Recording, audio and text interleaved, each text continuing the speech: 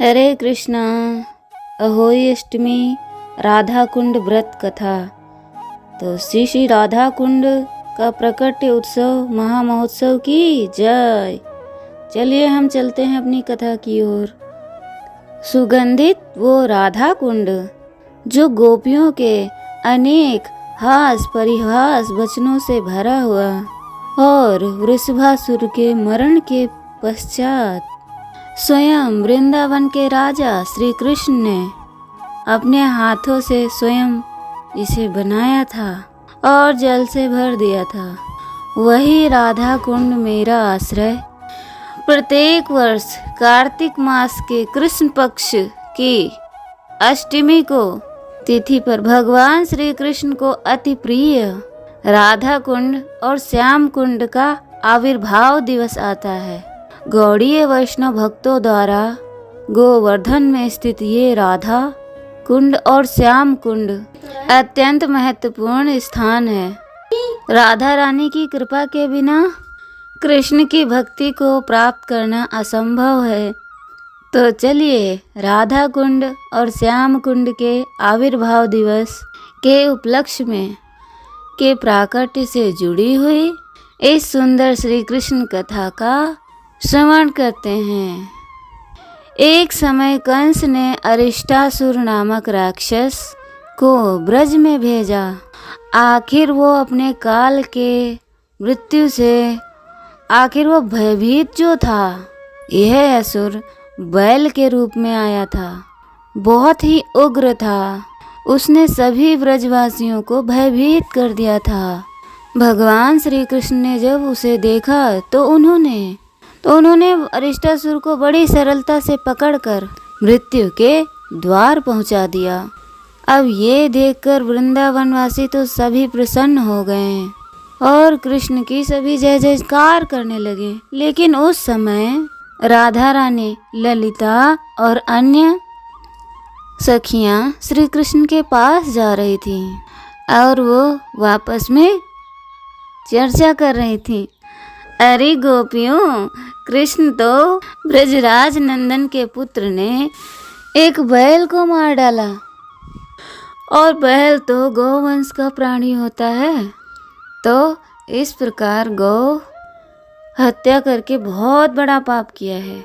शास्त्र में कहा गया है कि यदि कोई राजा पाप करता है तो उसकी प्रजा भी उस पाप भागी बनती है। तो इस सिद्धांत के अनुसार कृष्ण के द्वारा बैल की हत्या होने हम भी पाप के भागी बन गए हैं। अब हमें भगवती पूर्णमासी से परामर्श करना चाहिए और पूछना चाहिए और इस पाप से मुक्ति के लिए हमें क्या करना चाहिए। इस प्रकार आपस में चर्चा करती हुई वे सभी श्री कृष्ण के पास पहुंच गईं और वे सभी गोपियां जानबूझकर जोर जोर से बातें कर रही थीं ताकि कृष्ण उन्हें सुन सके। राधा रानी ने कृष्ण से कहा, अरे ओ बैल के हत्यारे, आज तो तुम हमारे पास नहीं आ सकते। तो कृष्ण ने उत्तर दिया, अरे मूर्ख गोपियों, वो वास्तव में बैल नहीं था, असुर था। असुर क्योंकि ब्रजवासी यों को कष्ट पहुंचाने के लिए वो बैल के रूप में आया था। तो श्रीमती राधा रानी ने कहा, अरे कृष्ण, चाहे वो असुर के ही रूप में क्यों ना था, लेकिन उसने बैल का रूप धारण किया हुआ था। लेकिन वृत्तासुर भी असुर था, लेकिन इंद्र ने उसे मार कर ब्राह्मण हत्या का पाप किया था। उसी प्रकार भले ही अरिष्टासुर असुर था, लेकिन उसने बैल का तो रूप धारण किया हुआ था ना, और वो गौवंश में आता है, इसलिए उसे मार कर तुमने महापाप किया है। हाँ, कृष्ण ने राधा रानी की व्याख्या को सुनकर कुछ नहीं कहा। शर्मिंदा होकर जमीन की ओर देखने लगे। फिर उन्होंने राधा रानी से धीरे से पूछा, ठीक है, यदि मैंने पाप किया है तो इसका समाधान क्या है? इससे मुक्त होने के लिए क्या करना होगा? राधा रानी और सखियों ने कहा, हमने देवी मासी और गर्गाचार्य की पुत्री से सुना है कि इस प्रकार के पाप से मुक्ति पाने के लिए सभी तीर्थों पर स्नान करना पड़ता है, तभी तुम इस बैल के पाप से मुक्त हो पाओगे। हाँ, अब जाओ और करो स्नान। ये सुनकर कृष्ण ने कहा, क्या मुझे भी तीर्थों पे जाना होगा? नहीं नहीं नहीं, देखो सभी तीर्थों को यहीं पे लेके आता हूँ। उसके बाद कृष्ण ने अपनी बाईं उंगली से जमीन पर प्रहार किया और वहाँ से गंगा देवी प्रकट हो गईं।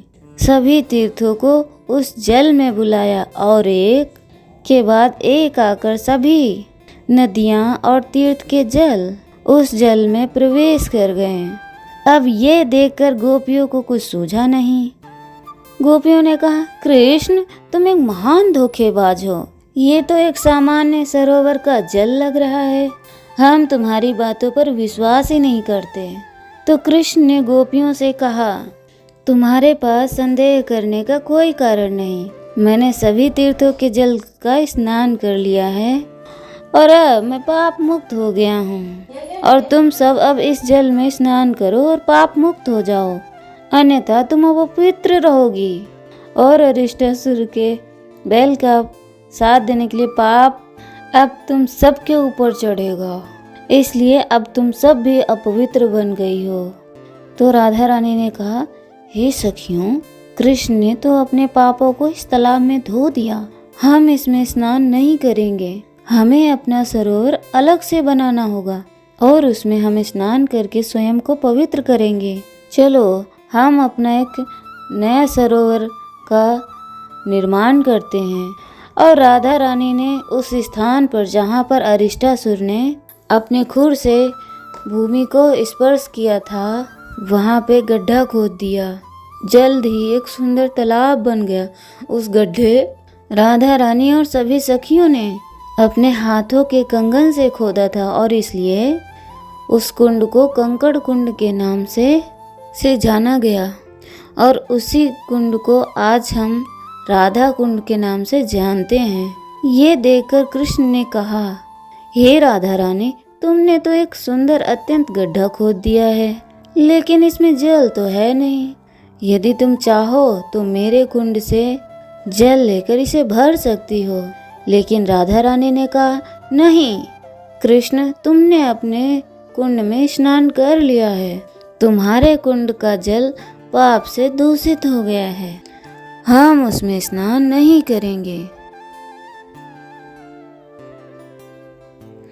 हम मानसी गंगा से जल लेकर आएंगे और अपने कुंड को जल से भर देंगे। इस प्रकार वे सभी गोपियां अपने कुंड को भरने का प्रयास करने लगी, लेकिन ये कार्य अत्यंत कष्टप्रद था और थका देने वाला भी।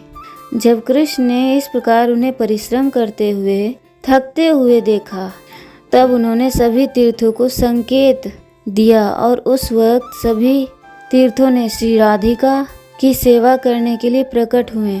हे देवी, हम आपके अनुग्रह पात्र बनने के लिए यहाँ आए हैं। कृपया हमारी सेवा को स्वीकार करें। हमें आपके कुंड को अपने पवित्र जल से भरने की आज्ञा दें। सभी तीर्थों की प्रार्थना सुनकर राधा रानी ने कहा, हे तीर्थों, मैं तुम्हारी प्रार्थनाओं से प्रसन्न हूँ। अब तुम मेरे कुंड में प्रवेश कर सकते हो। कृष्ण ने दोनों कुंडों के बीच का बांध तोड़ दिया। श्याम कुंड का जल राधा कुंड में प्रवाहित हो गया। उस समय श्री कृष्ण ने कहा, हे राधे, मुझे तुम्हारे द्वारा बनाया गया ये राधा कुंड अत्यंत प्रिय रहेगा। मैं प्रतिदिन यहाँ स्नान और क्रीड़ा करने के लिए आऊँगा। आज से इस कुंड राधा कुंड के नाम से जाना जाएगा। जो भी व्यक्ति इस जल में स्नान करेगा, इस जल को अपने सिर पर धारण करेगा या फिर राधा कुंड की आराधना या उपासना करेगा, उसे मेरी शुद्ध भक्ति प्राप्त होगी। यह सुनकर राधा रानी भी अत्यंत प्रसन्न हो गईं। उन्होंने श्री कृष्ण से कहा, हाँ कृष्ण, मुझे भी तुम्हारा बनाया हुआ श्याम कुंड अत्यंत प्रिय लग रहा है। ये श्याम कुंड मुझे भी अत्यंत प्रिय रहेगा। मैं प्रतिदिन अपनी सखियों के साथ स्नान करने के लिए आऊंगी। तो इस प्रकार राधा कुंड और श्याम कुंड का प्राकट्य हुआ, और वो भी इसी कार्तिक मास के कृष्ण पक्ष की अष्टमी के दिन।